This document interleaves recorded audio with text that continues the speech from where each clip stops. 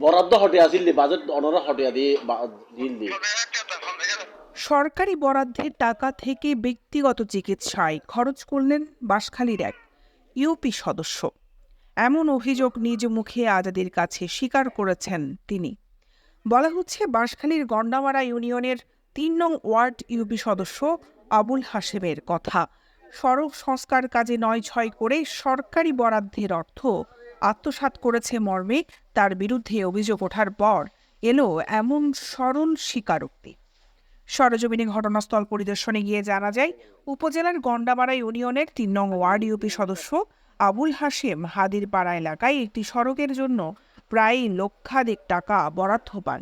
যেই সড়কের জন্য বরাদ্দ পেয়েছেন, তিনি সেই সড়কের কোনো কাজ না করে অন্য আরেকটি সড়কে মাত্র এক গাড়ি বালি দিয়ে বাকি সব টাকা দিয়ে করিয়েছেন ব্যক্তিগত চিকিৎসা। এই বিষয়ে ইউপি সদস্য আবুল হাশেমের সাথে যোগাযোগ করলে তিনি বলেন, বরাদ্দ হটে আসিল বাজেট অনরা হটে দিয়ে দিল দি ওনা হমছড়ক ধরে হতটে হাজ গরি গন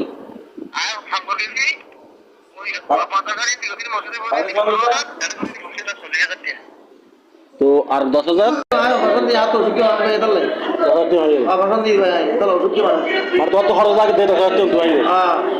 সরকারি টাকা এভাবে খাওয়া যায় কিনা জিজ্ঞেস করলে তিনি বলেন, আমি অসুস্থ ছিলাম, তাই চিকিৎসার খরচ চালিয়েছি।